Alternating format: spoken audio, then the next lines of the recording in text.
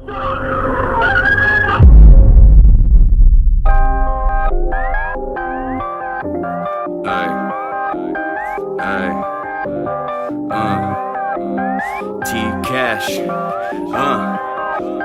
let's get it. Danger, danger, danger, danger, danger, there's a war outside. Danger, danger, danger, danger, danger, glad to be alive. Danger, danger, danger, danger, danger, feeling safe inside. Danger, grab the caution tape. Danger always finds its way. Danger, danger, danger, danger, danger, there's a war outside. Danger, danger, danger, danger, danger, glad to be alive. Danger, danger, danger, danger, danger. I need to enunciate my words. What's up, everybody? My name's T-Cash. I'm from San Diego, California, and that was my dog being annoying as fuck right there. 24 years old, like I mentioned, and I've been in San Diego my entire life. This is, my home, my fucking favorite city, and I've been to a lot of places, and they don't really compare to San Diego. I've even been to like Europe, and when you tell them you're from San Diego, they want to know all about it. They think you surf and all that stuff, so shouts out to the city, 619. Shouts out to the music scene especially. Unfortunately, due to coronavirus, stuff, there haven't been too many live shows because it was really popping before this all started. We were doing really well. I was doing really well. I was doing like 2 shows a month. I even actually got paid a couple shows. But all of that just got straight up halted because of COVID. But I did do a live show in the studio on Instagram Live. Unfortunately, I'm still waiting on my videographer to get back to me with the footage for that. But that's going to be a dope little thing to post on YouTube. So yeah, pretty much I've been doing this rapping stuff for about, I'm going to say seriously, for 2 years. I don't know, so I've been writing since I was like 16, but I wasn't really like doing too good at that point. I wasn't really focused on it. But like 2 years ago when I was 22, actually I'd say probably like almost 3 years now, when I was 21 is when I really started taking it serious. I released my first single and my first project. And what's dope is I'm actually going to be releasing another project, Acrobatic Romance. It's going to be a story, kind of, thematic, flipping throughout your romantic relationship with a girl or somebody that you can relate that to. And I really think it's going to be a relatable project because who hasn't felt heartbreak before? And so I really started getting into rap music because it really spoke to me ever since I was in like 8th grade. I was writing poetry then.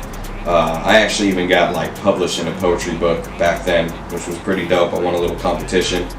And since then I really started getting into the culture a lot. I started listening to more hip hop. And I wanted to rap, but I never really like pushed myself to do it like I said previously. But I actually moved in with 2 friends of mine and they were both doing music, and that really like pushed me, inspired me to push myself and start doing music. And now I'm like going full steam ahead. I go to the studio every week, and I really try to dedicate myself to like spreading my name through different like side hustles pretty much. Like right now I'm in the process of making like little clip videos for people for their songs. I'm doing it for myself too, just to kind of be able to transition from doing that for free and then being able to charge people once I get like really good at it. And that kind of brings me to my next point, is that the thing about being an artist in San Diego, or really just like an independent artist in general, is that you really have to work and get side hustles for you to be able to pursue your career.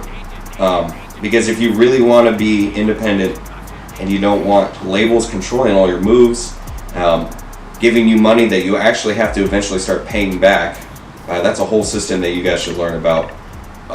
You can actually make your own money, make your own progress, and be a better artist that way. And then you can build up your own fan base, and those people will be dedicated to you. And then you can release music and you can have a good time doing it, and then you'll have a really trusty fan base that will be there at your back. And that's like a really good thing about networking, is that you can learn from different artists, their different strategies of building fans, You can start listening to their music, get inspiration for your own music, listen to the different sounds. That's the thing I like about San Diego, is that since we're so underground, we're like starting to get really tight knit now.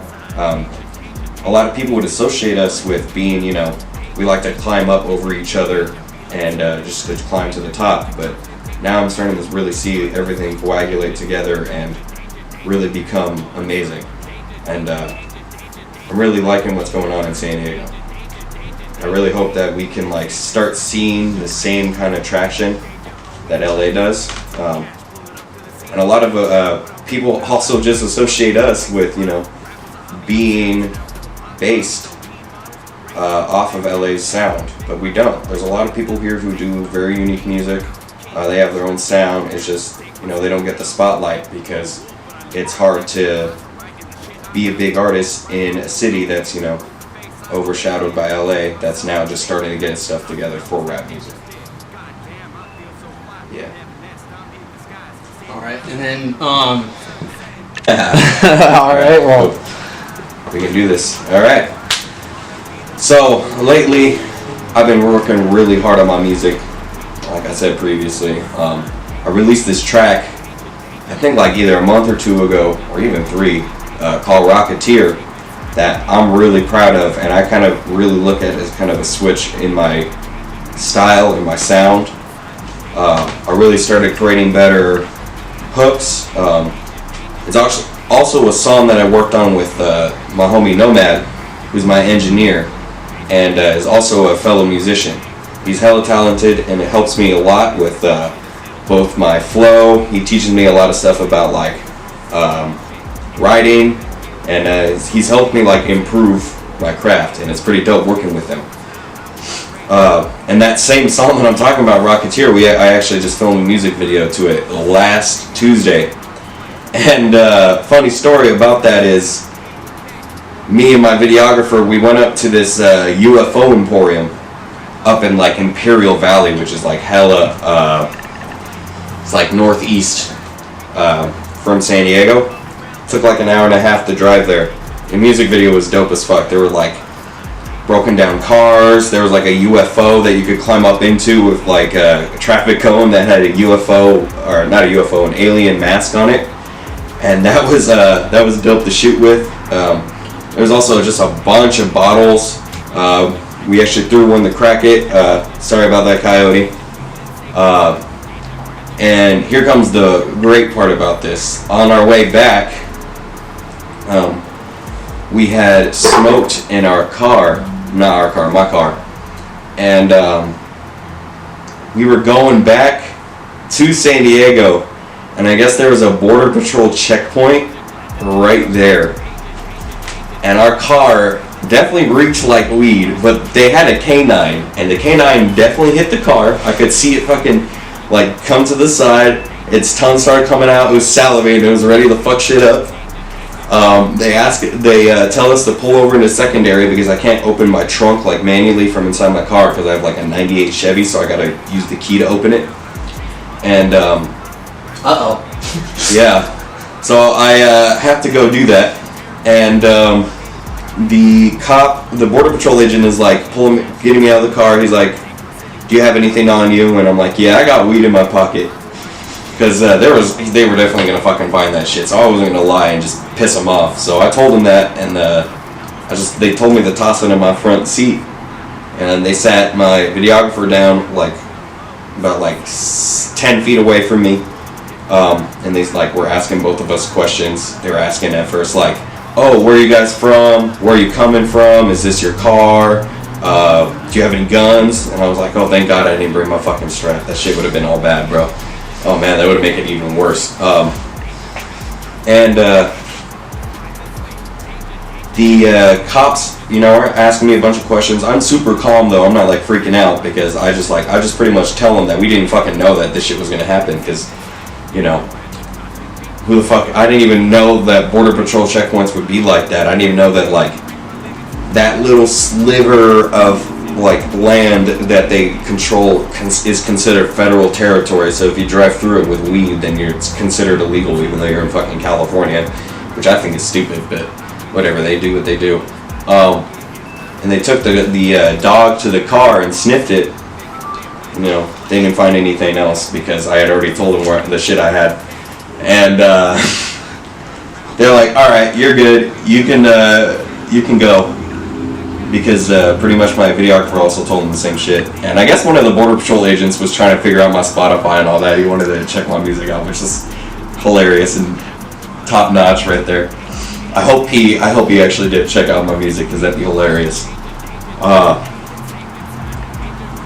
Then pretty much we were able to go. Nothing happened, but they threatened to impound my car and arrest me, which is great. That would have fucking sucked. There's only 3 grams of weed, but I know they'd be arresting people for that shit, so that would have fucking sucked.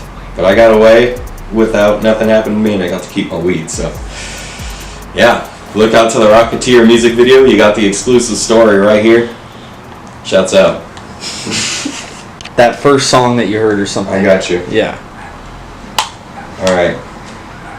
I really remember, I think like the first rapper I ever listened to was either A$AP Rock, not A$AP Rocky, A$AP Rock. Ooh. Who was like, yeah, that's a banger right there. That's some old school for you guys. And I listened to Outkast too, because my stepdad really fucked with Andre 3000. So I listened to both of those guys. And I think it was really Andre 3000 that really like pushed me more into it, because you know he was more like the poppy kind of influence. But like from there, I started getting more into, you know, like what you would consider more real or gritty hip hop, like, you know, East Coast stuff. I got an Eminem, you know, obviously. What white rapper doesn't like Eminem? I mean, if you're telling me you don't and you're a white rapper, I'm sorry, you're lying. Like even MGK, even with that whole beef, homeboy was definitely fucking with Shady. Just saying. But I really like started listening to Tupac, but I kind of really shifted over to East Coast stuff, so like Biggie, Nas, Big L, Rakim, Jay-Z, and just that's like a good amount, like 5 right there. Those are all like really big names. Run DMC, you know, which is like one of the most, that's actually like pretty much a pioneer hip hop group for the culture. So shouts out to them. They did a song with Aerosmith, that Walk This Way song, and that shit was lit. Walk this way, talk this way. Oh, bro, that song is a banger. You guys should check it out. It's real hip hop history right there. And what really got me to like focus and push myself was I started really listening to like Kendrick Lamar and J. Cole, and their stories are super lit. How they actually started off like from the bottom and worked their way up. Especially Kendrick, he like what he had to do to get on TDE. He had to freestyle for like 3 hours, I think, to Top Dog just to be able to get on the label. So that's like dedication right there. And then you have J. Cole, who started his own label, Dreamville, and is doing a lot of good for the hip hop culture. He's gotten like JID signed and Earth Gang. You know, bunch of good music coming out from both Dreamville and TDE. My top favorites. And also Nipsey Hussle, rest in peace. And Mac Miller, both of them, rest in peace. They're big inspirations for me too, especially Nipsey. He's all about that hustle. So Marathon continues. Yeah, exactly. Marathon continues. We're never stopping. And I really like that message that he spread, and how he was trying to make a real change. And I really want to visit his clothing store. I gotta make a trip out to LA and check out the Marathon clothing store. Be a dope experience. Yeah, that's like, and also like I said before too, moving in with my roommates and stuff, they had their own like mic setup and everything here at the house. So, you know, I was really able to start getting into music doing that, because I actually had a real studio to record in. And then I really started pushing myself to getting into recording, and that's when I started dropping songs like every month. And now I'm doing my project. I have another project that I have like put together. And, you know, I just got to get everything together, artwork, and, you know, make sure I got everything mixed and mastered properly. You know, I'm working even during the quarantine.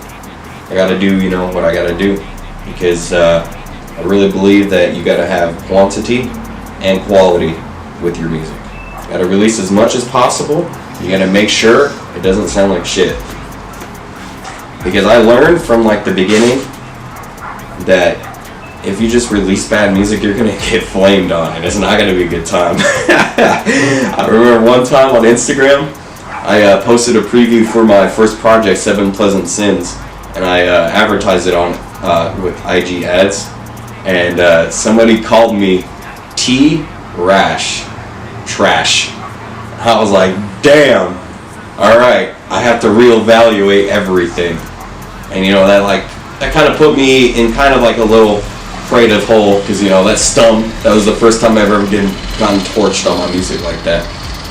But I really improved, I think, since then, and you know, you gotta use that hate to fuel yourself to become a better person. Because if you let it get to you, then what are you even doing anything for? Because there's going to be people who hate on you just because you're doing more than them.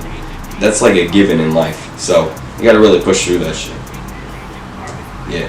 Danger, there's a war outside. Danger, danger, danger, danger, danger, glad to be alive. Danger, danger, danger, danger, danger, feeling safe inside. Danger, grab the caution.